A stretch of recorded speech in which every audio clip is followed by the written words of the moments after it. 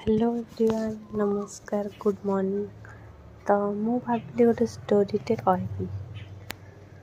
गोटे झील विषय कौची ना है रूही।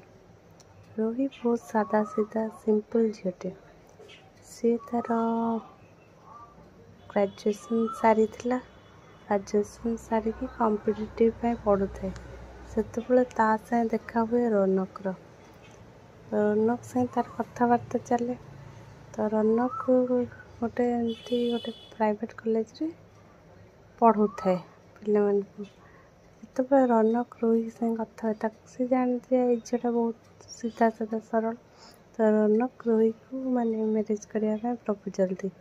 रूही मना करे कहे मोर एना एज है मु कॉम्पिटिटिव प्रिपरेशन कर मैरिज कर कहे नाई नाई आउ एबे मैरिज कर तुम जहाँ पढ़िया कथा मुझे पढ़े। रूही राजी जे रूही कहे ठीक अच्छे तुम्हें जदि कौच मैरिज पर पढ़ेब मोर राजी मैरिज में ये राजी जे रूही